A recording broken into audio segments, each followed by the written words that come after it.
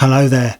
Well, I'm going to share with you 3 mistakes that many older people make.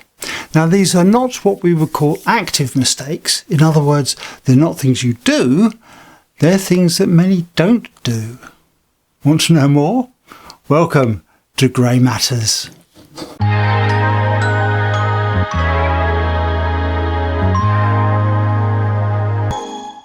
Hello and welcome to Grey Matters, the channel that promotes the fact that the older generation still matters and has relevance, and which looks at issues that matter to the older generation. So what are these 3 mistakes then? Well, before we get into it, if you enjoy our content, please give it a thumbs up and share it around and a like, and of course subscribe to get even more of, me really. Okay, let's get into this. As I said in the intro, these 3 mistakes are actions that many of our generation fail to do, and the consequences can be dreadful. And if you choose to do them, 1 will preserve the memories people hold of you. In other words, keep your legacy going after you've gone, and ensuring that you're remembered and not consigned to that file marked, yeah, I didn't really know much about them. Another will perhaps give you peace of mind and make you feel more content. Yeah. And the last one will help you to live your life to the fullest, maximising the inheritance that your next of kin will get, and keep it away from the likes of racial thieves. So let's get into this. Mistake number 1. Not sharing your past with your family. Now, a few years ago, I started tracing my family tree, but it became quickly apparent that I had more unanswered questions than I did answers. I knew some facts about my parents, but they died more than 20 years ago, and it quickly became obvious that I'd wasted years not talking to them about them and our family history. It was clear that I should have probed my parents a lot more about the things they did. So not talking to your family, your children and grandchildren about you is the first mistake. However, it's not just about you sharing ancient family history, it's about you as parents and grandparents. And if you don't share stories of your life, your work, places you've been, funny stories, the crises you've survived, the things you've achieved, you're going to leave a huge hole for future generations to try and fill. I mean, look back at your own parents if they're no longer with you. I'm sure you've got your own memories about them, but when your children or grandchildren start asking more questions about them, and they will if they haven't already, how much can you actually tell them? It's also not just about filling that hole. By talking to the family about these things, it ensures that there are stories about you that they can talk about at any time, keeping you more alive in their memories, keeping you out of that file marked, yeah, I didn't really know much about them. And if talking isn't really your thing, you can now get small journals that you can complete, answering questions about you as you fill it in. And when it's finished, you'll be able to leave behind a small treasure memento. Now, I believe these journals are available from Amazon and most bookshops, so take a look. It sounds like maybe the answer for a lot of people. Okay, that's mistake number 1. What's mistake number 2? Well, not leaving a will. Now, I'm aware lots of people won't make a will because it's almost like tempting fate. And in fact, that's what I did for some time. But, that's really not fair on your surviving family, because if you don't leave a will, it can cause all sorts of headaches for your family after you've gone. You can make your own will by getting a will pack from a local stationer's. I'm sure you know that. Or get it drawn up by a solicitor. And some charities are offering will writing services in exchange for a monthly donation. But please be very careful if you're considering using a will writing service from random adverts. Now, my in-laws got caught out by that. They were well and truly shafted by these rogues who apparently had loads of good references and reviews. So do make sure you carry out good checks, thorough checks. And they're not just crooks, but there's a lot of just plain incompetent people offering these services, and often at hugely inflated prices. And it's worth doing this in the company of an adult relative who you trust, and of course with your other half if they're still alive. Now, everyone I've spoken to about leaving a will has said to me that it lifts the weight off. It's one less thing to worry about, and it tends to bring a feeling of relief and calmness, knowing that you made provisions for the people you love. Now, a lot of people believe that if you don't leave a will, all your estate will go to the Crown. But that's not necessarily true. Obviously, it's best to leave a will and specify who gets what. But if you don't, there is an excellent resource available on the government website .gov.uk. So, if you're currently in that situation where you're trying to fathom out who should benefit from a family member's estate if they failed to leave a will, and nobody really knows who gets what and in what order. So this part of the website determines who can apply for probate if someone dies without a will, and I'll leave a link in the description. I'll quickly take you through the process. Now, the great thing about this is that it can potentially stop long forgotten relatives trying to claim a share, because it sets out everything in terms of who comes first. Let me show you. Now, this is the first screen, who can apply for probate. Click on Start Now, and the next screen will ask where the deceased lived, because the probate laws are probably different in Scotland and Ireland. So we'll say England and Wales in this instance.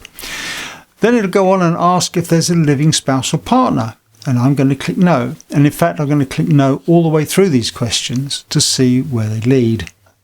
Next, are there any children or grandchildren? So that's a no. Then if there are any living parents, again, no. Next is siblings or nephews and nieces, no. Then half siblings, no, click no to that. And then it's living grandparents, so we'll say no. Living aunts or uncles or cousins, nope. And then it's half aunts or uncles or cousins, again, no. And then we get the answer that everything goes to the Crown. It's quite comprehensively listed a combination of possible living relatives, and at any point that you click yes, that's where it'll stop. Let me show you. Now, if I click yes when we get to living aunts and uncles, see, it states that everything should be shared equally between them, excluding any half aunts or half uncles. Now you see what that's done, because there's no one before the aunts and uncles, they are the ones that will inherit, and anyone after them isn't included. So the half aunts, half uncles and so on, they're not included. Now this is a great resource, but it doesn't really give you the peace of mind that making a will do, if you get what I mean. So that's mistake number 2, not leaving a will. Now, mistake number 3 is not protecting your estate from being raided after you die. Yeah, most people believe that if they have had a joint mortgage with their spouse, then they own half the house each. They don't. They each own 100% of the house. So when one of them dies, the house and the entire value of the estate automatically passes to the surviving spouse, minus any personal bequests that the deceased spouse might have left in their will. Now, if you're the surviving spouse and at some point you have to go into care, you and your family can find that the house has to be sold to cover your care costs. Now, how much you'll need to pay for this care will be worked out through a financial assessment, and whether or not your home is included in that financial assessment will depend on your circumstances. Now, if your capital is above £23,250, you're likely to have to pay your care fees in full. And if your capital is under that, you might get some help from the local council, but you may still need to pay a contribution to the fees. And in some situations, your home won't be taken into account at all in the financial assessment. If, for example, you have a relative living with you who's over 60 or who has a disability. Now, there's a sting in the tail sometimes. We've heard some horror stories locally whereby the local authority has taken the proceeds of house sales to cover care costs. And the people needed care only survived for a short time, 3 months or maybe a year. So when those relatives die, the surviving families understandably expect to get a refund of the unspent balance. But no, the local authority kept it all, quite legally, I understand. And it deprived the families of the inheritances that their relatives no doubt wanted to leave them. Now, to illustrate that, with the care costs of around, say, $3,000 a month, after a year, you're talking about a total spend of £36,000. And if the relative's house sold for £200,000, it meant that the local authority kept £164,000 that morally and ethically belonged to the deceased's family. And that's sheer, shocking profiteering. And apparently quite legal. And it should be stopped. So, is there a way of stopping it? Well, yeah, there kind of is, Because whilst you and your spouse are still about and of sound mind, it's worth considering taking out a thing called tenants in common. Now, this is a legal arrangement whereby you both own only half the house each. And when the first spouse passes on, their half goes into a trust. And if you need to go in care yourself at some point, you can't be forced to sell the house to pay for your care because you don't own it all. You only own half of it. Bosh, job done. And it can also protect you from inheritance tax. Now, inheritance tax isn't just for the rich and wealthy. With the threshold currently standing at £325,000, many people could find themselves owing death duties simply because of the value of their homes, which have rocketed over the years. And a lot of these people would never imagine in a million years that they could hit that threshold. And racial thieves will grab 40% of everything above that threshold. Now, be aware that there are lots of other rules in relation to inheritance tax. Some might benefit you and others might not. So you really do need to take some expert advice. The thing with tenants in common, it's unlikely that the value of each half of that house would qualify for death duties. So your family should get the whole value of your estate after you've passed on.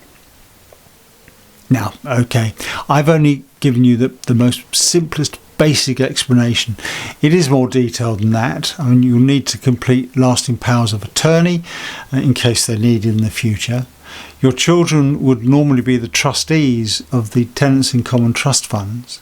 But, don't worry about that. Get yourself a competent solicitor and they'll explain everything in detail and make the arrangements. It'll cost you a few £100. But for peace of mind and for the savings your family should make and the fact that they will get everything that they're entitled to, it'll be worth it. And if you don't have the money, well, get your kids to pay for it.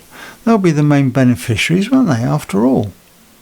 Now, we did that I can imagine what my kids would say. We did it some years ago, and I can confirm that the peace of mind alone is worth every penny we spend on it. Now, having said this, please bear in mind I'm not a financial expert or a solicitor, so you must ensure that you get professional advice, as it will need additional legal documents to be drawn up.